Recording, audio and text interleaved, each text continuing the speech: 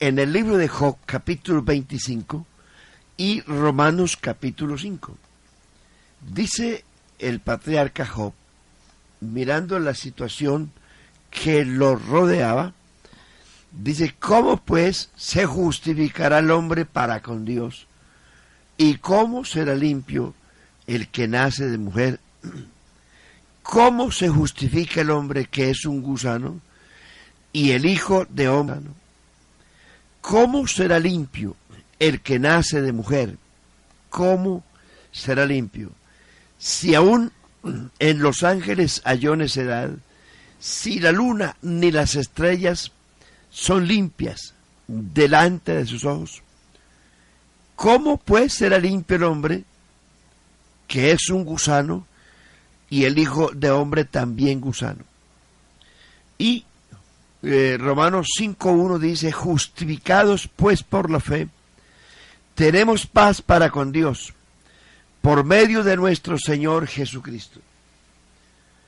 Mirando el libro de Romanos, la carta de Pablo a los romanos, haciendo un pequeño resumen, muy corto por cierto, encontramos allí un edificio compuesto de varios pisos.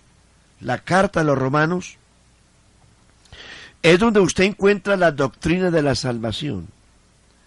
Ahí hay un edificio de varios pisos. Primer piso.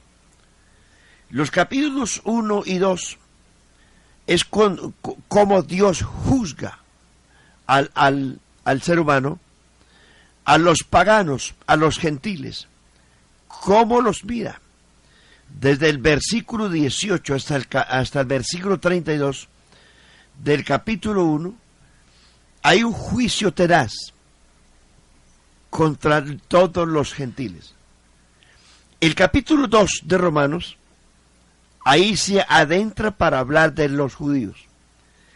Y le dice a los judíos: tú tienes el sobrenombre de judío, crees en Dios y te apoyas en la ley, y piensas que porque eres judío, que escaparás del juicio de Dios.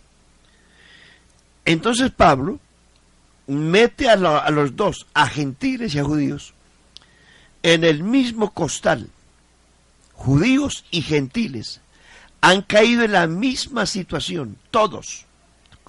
Los gentiles sin la ley y los judíos con la ley, y todos sus rituales habían caído en la misma situación.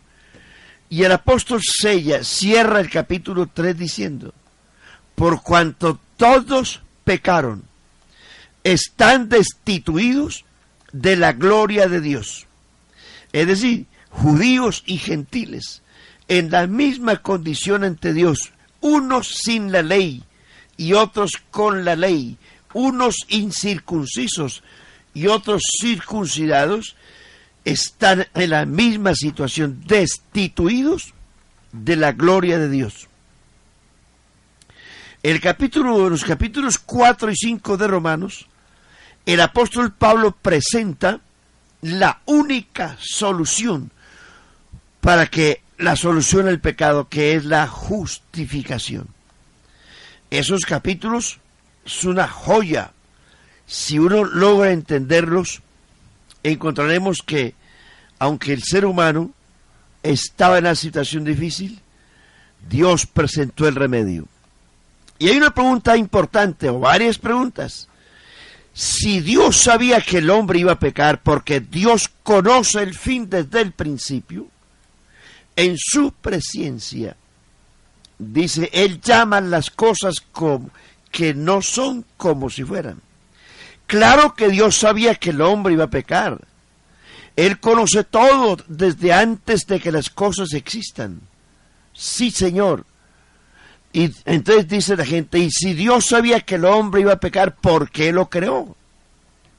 Otra pregunta que hace la gente en la calle: bueno, y si el hombre pecó, ¿por qué Dios no lo atajó? ¿Cómo le parece lo que es Dios? Mire, usted no puede hacer un plan B sin antes el plan A, pero con Dios fue distinto. Antes del plan A, creó el plan B. Por ejemplo, Antes de que existiera el cielo, la tierra, el ser humano y todo lo visible y lo invisible, ya Dios había establecido un plan de redención. Eso dice la Biblia. Antes de que todo existiera, dice Apocalipsis capítulo 13, dice que el cordero que fue inmolado antes de la fundación del mundo. Primera de Pedro capítulo 1 versículo 18 dice: sabiendo que fuisteis rescatados de vuestra vana manera de vivir, la cual recibiste de vuestros padres, no con cosas corruptibles como oro o plata, sino con la sangre preciosa de Jesucristo, destinada desde antes de la fundación del mundo, pero manifestada en los postreros tiempos por amor a vosotros. Es decir, el Cordero que quita el pecado del mundo había sido muerto desde antes de la fundación del mundo. Pero muerto, ¿por qué y para qué si no existía el ser humano? Bueno, ahí está el secreto. Dios tenía en su presencia una iglesia. Bendito al Dios y Padre que nos bendijo con toda bendición espiritual en los lugares celestiales en Cristo, según nos escogió en Él antes de la fundación del mundo. Y dice Romanos capítulo 8, versículo 29, porque a los que antes conoció, a estos predestinó, a los que predestinó, a estos también llamó, a los que llamó, a estos también justificó, y a los que justificó, a estos también glorificó. Porque para Dios no existe el tiempo. Él es el que habita la eternidad.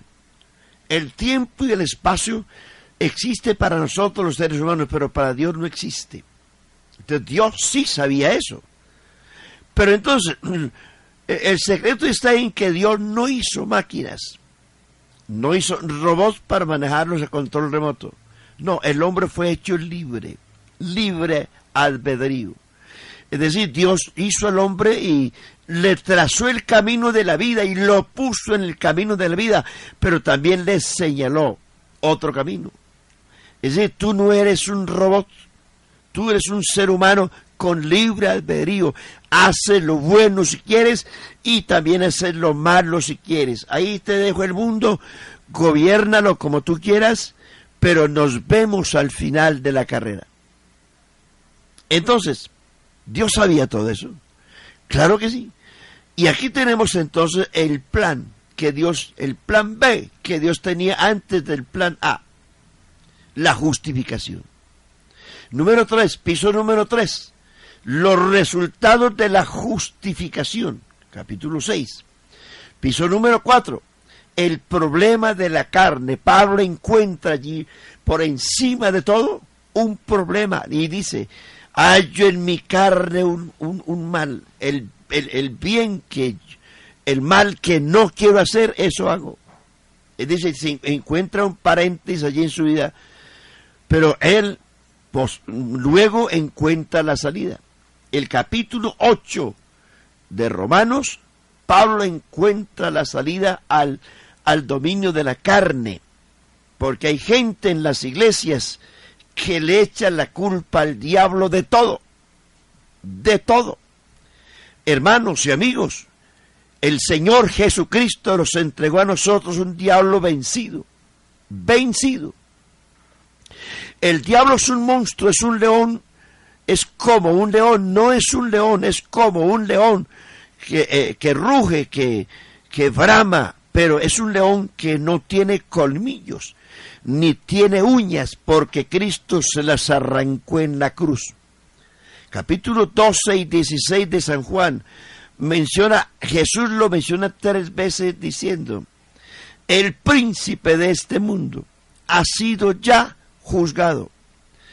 El príncipe de este mundo ha sido echado fuera. El príncipe de este mundo nada tiene en mí. Y Hebreos capítulo 2, versículo 14 dice: por cuanto los hijos los hijos participaron de carne y sangre, él también participó de lo mismo para destruir por medio de la muerte al que tenía el imperio de la muerte, es a saber, al diablo, y librar a los que por el temor de la muerte estaban durante toda la vida sujetos a servidumbre.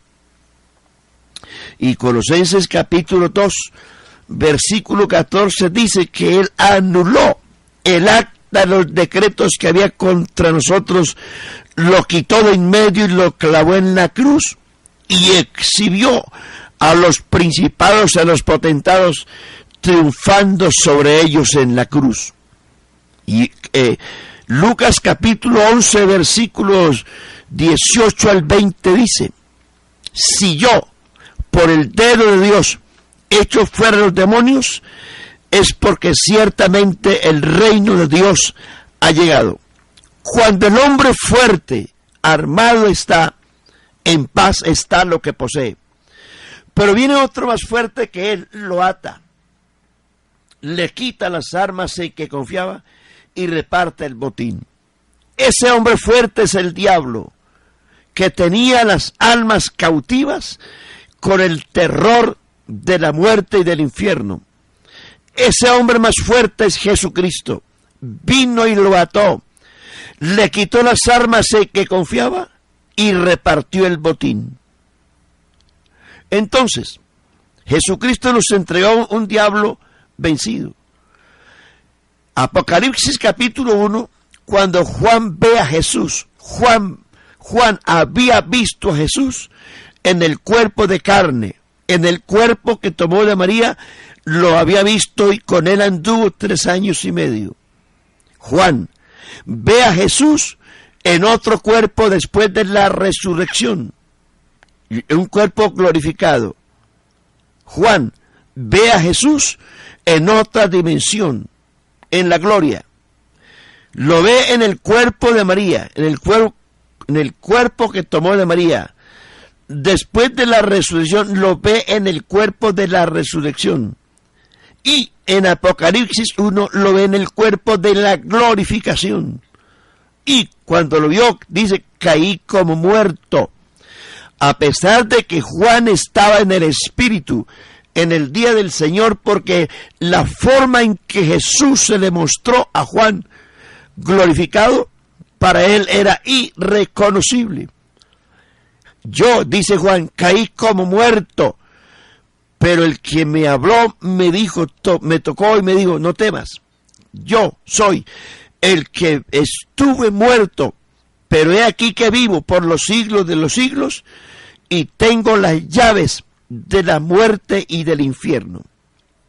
Jesús tiene todo el poder en el cielo y en la tierra. Jesús tiene el poder sobre la muerte y el infierno. Tiene las llaves. Las armas con que el diablo aterraba a la humanidad eran la muerte y el infierno. Pero Jesús lo selló, lo cerró y nos ha entregado a nosotros los cristianos un diablo vencido. Por eso el vivir mencionándolo en nuestros cultos, en nuestra vida diaria, no es tan saludable. Hay cristianos que viven mencionándolo para todo lo que les pasa, para todo, el diablo. Señoras y señores, lo que nos ocurre a nosotros generalmente son problemas de la concupiscencia de la carne. El apóstol Santiago dice, cuando usted es tentado, no diga que es tentado de parte de Dios, porque Dios no tienta a nadie, no puede ser tentado, ni tienta a nadie, sino que cada uno es tentado cuando de su propia concupiscencia es atraído y seducido. El problema es que, mire, repito, el diablo está vencido, no tiene colmillos, no tiene uñas, ruge como león, pero no es un león. Jesucristo sí es el león de la tribu de Judá. Entonces, no vamos echando la culpa a otras cosas, no. El problema de nosotros es la concupiscencia, los problemas de la carne. Manifiestas son las obras de la carne que son El apóstol lo menciona en Gálatas capítulo 5, versículo 19. Hay una lista grande de los problemas de la carne. Jesús mencionó en el capítulo 15 de San Mateo también problemas de la carne. Entonces, nuestra concupiscencia. Y ahí es donde Pablo se vio enfrentado con su propia concupiscencia y sus propias debilidades humanas. Dice, el mal que no quiero hacer, eso hago. Pero entonces Pablo pasa al piso número 5, número 5. La victoria sobre la carne, capítulo 8 de Romanos. Él encuentra dice, ahora pues, ninguna condenación hay para los que están en Cristo, los que no andan según la carne, sino según el Espíritu. Porque la ley del Espíritu del Señor me ha librado de la ley del pecado, porque lo que era imposible para la ley por causa del pecado, Dios en semejanza de carne se hizo semejante a los hombres para condenar en su carne las debilidades nuestras. Tenemos la victoria, pero en Cristo. En Cristo. El piso número 6. Pablo hace un paréntesis en Romanos para hablar de la sinagoga de Israel, del Israel del pasado, del presente y del futuro. Y el piso número 7, en Romanos 12 al 15, habla de el verdadero culto a Dios. Ahora, hago esa introducción. Ahora miren ustedes, amigos y hermanos, la necesidad de la justificación.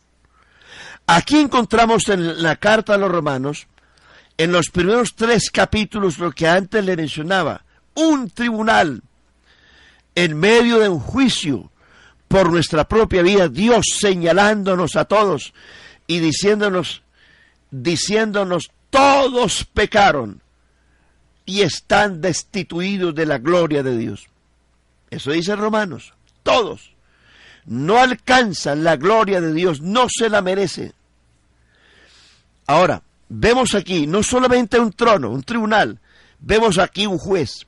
El juez que preside la sección de juicio es el Señor Jesucristo.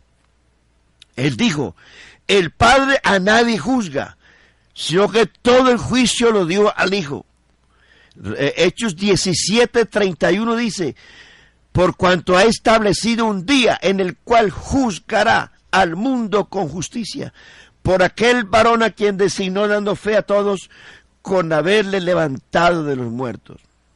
Aquí tenemos un trono, un juez, señalándonos. Número 3, aquí aparece un jurado,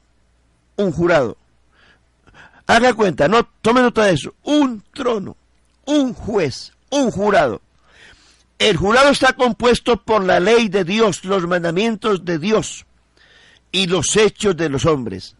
Los mandamientos de Dios y los hechos de los hombres, en este caso la conciencia del hombre. En el capítulo 20 de Apocalipsis, dice el Señor, los libros fueron abiertos. Los libros en plural.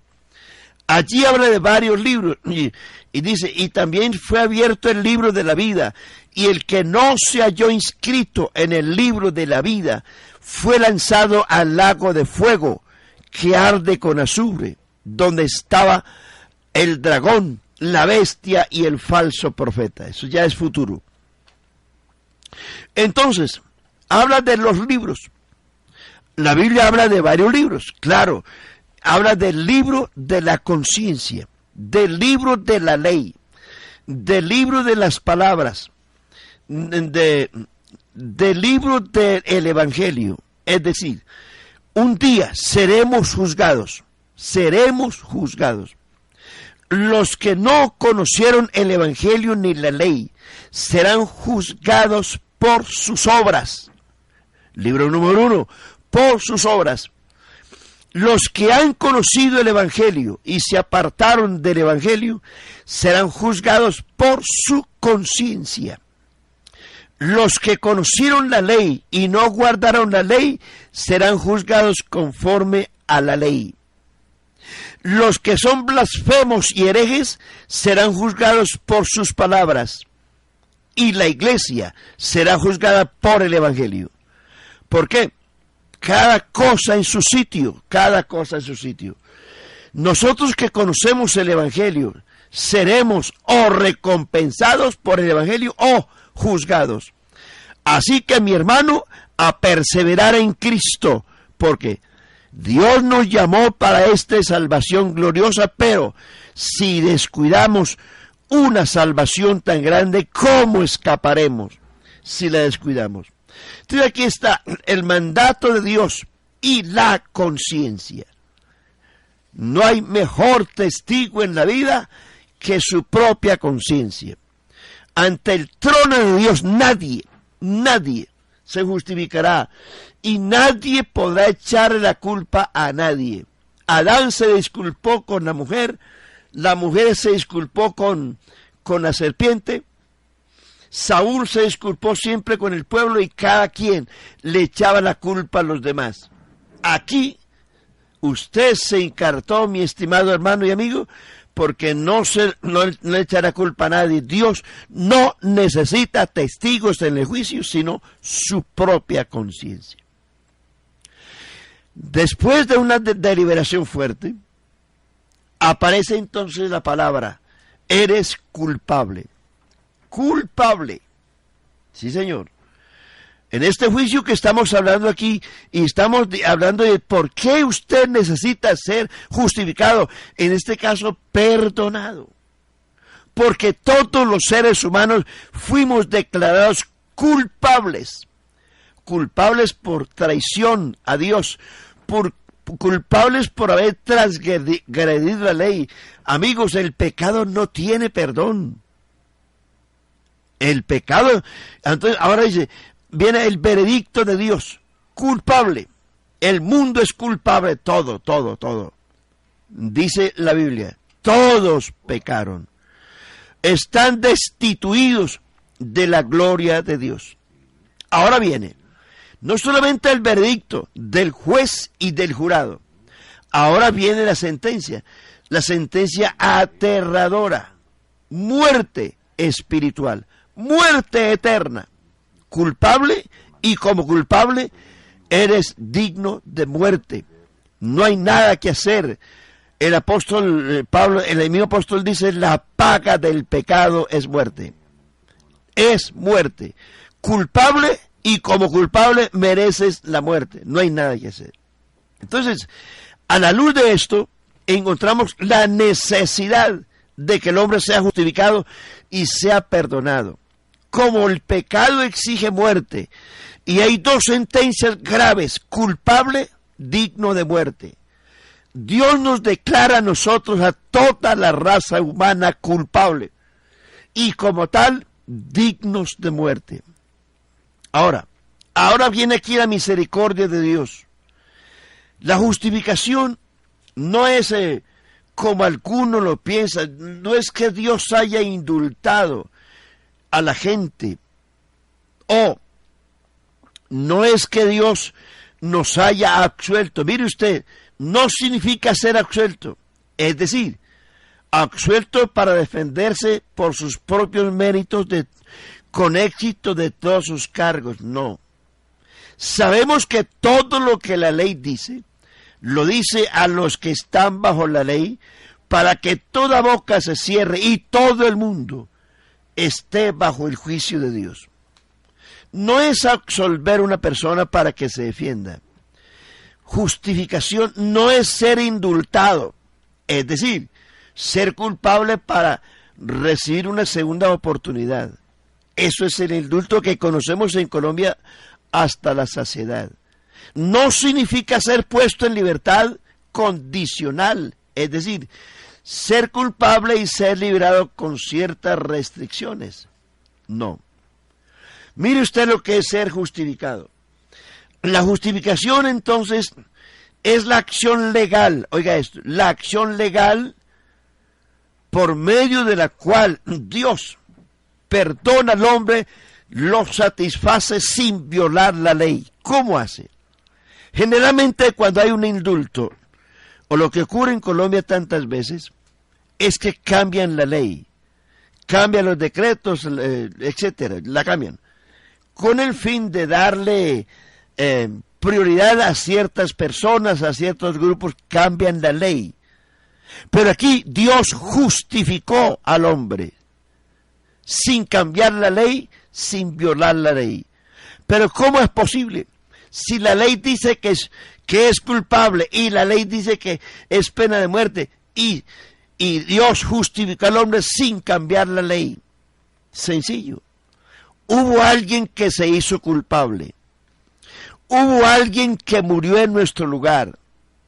Por eso la justificación es por fe. La justificación es por gracia. ¿Por qué? Vea, le pongo un ejemplo aquí en la Biblia. En Números capítulo 21, versículos 5 y 9.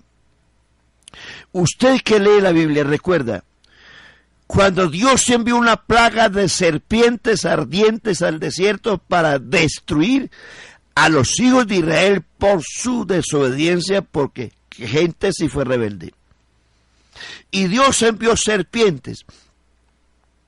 Y toda persona que era mordida por una serpiente, el veneno de la serpiente lo mataba.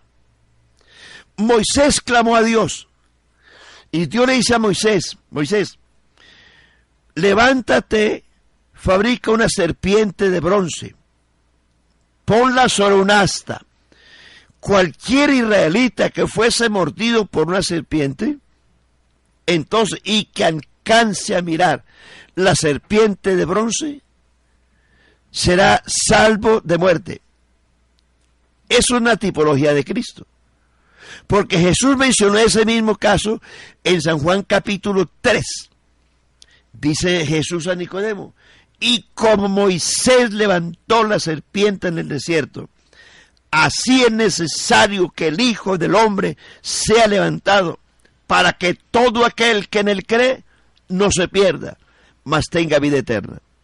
Entonces, porque de tal manera amó Dios al mundo, que dio a su Hijo unigénito, para que todo aquel que en él cree no se pierda, mas tenga vida eterna.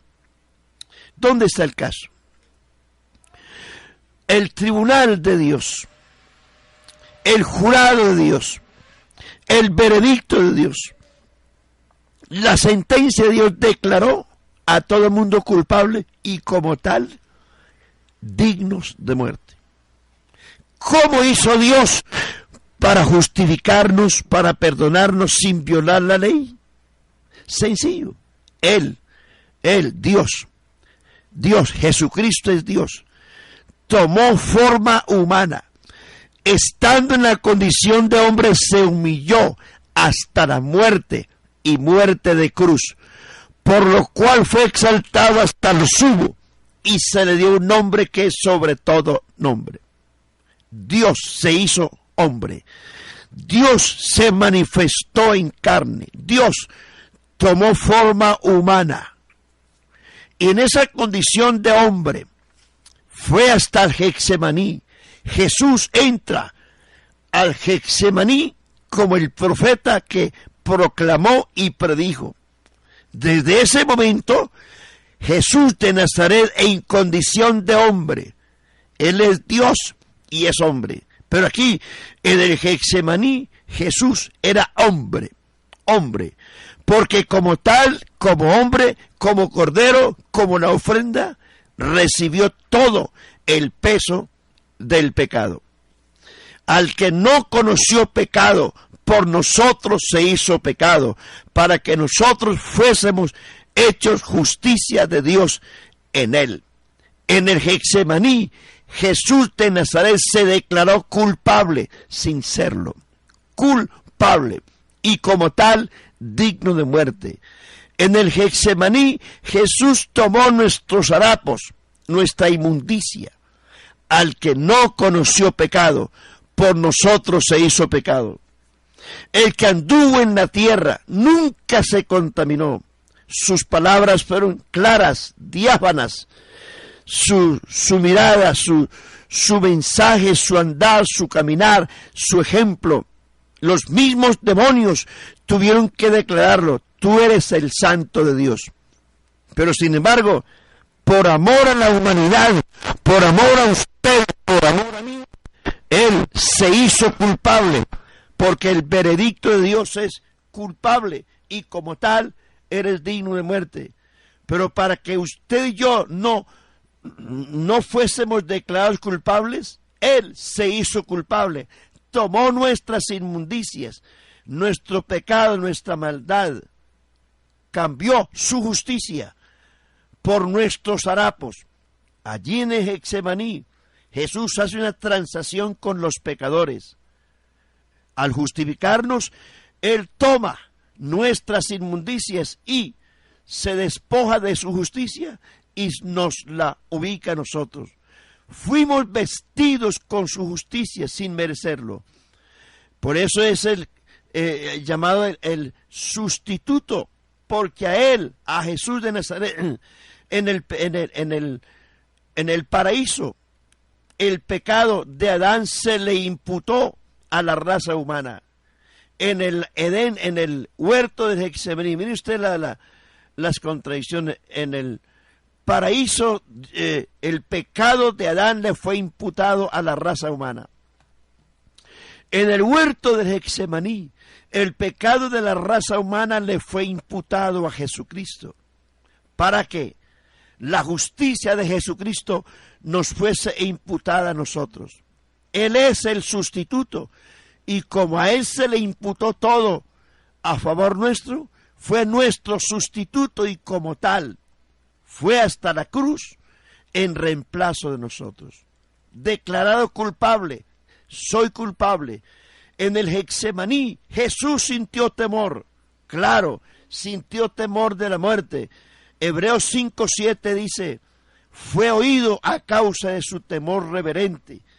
En el Getsemaní, Jesús, hombre, oró a Dios diciendo: Padre, si es posible, pase de mí esta copa, pero no se haga mi voluntad sino la tuya. Si es posible que el hombre se salve sin que yo vaya a la cruz, que se presente esa ocasión. Pero si yo tengo que ir a la cruz, he aquí vengo, Dios, para hacer tu voluntad. La divinidad le responde: eres el Cordero destinado a salvar a la raza humana. Jesús fue hasta la cruz como el pecador más vil de todos los seres humanos, llevando nuestro pecado. Y en la cruz del Calvario, Jesús lanza el grito de victoria: consumado es. Amigos culpables, amigos dignos de muerte, pero Jesús de Nazaret se hizo culpable y fue hasta la muerte, y muerte de cruz, para que usted y yo, oiga eso, fuésemos perdonados, porque justificado quiere decir perdonado. Dice Pablo en Efesios capítulo 1, dice: bendito el Dios y Padre que nos bendijo con toda bendición espiritual en los lugares celestiales en Cristo, según nos escogió en Él antes de la fundación del mundo, antes de la fundación, para que fuésemos santos y sin mancha delante de Él, en amor, habiéndonos predestinado para ser adoptados hijos suyos, según el puro afecto de su voluntad. Y note este texto, verso 7. En quien tenemos redención por su sangre, el perdón de pecados. Es decir, justificar es haber sido perdonado de todo, de todo. Y eso solo se hizo mediante la obra de Jesús en la cruz del Calvario.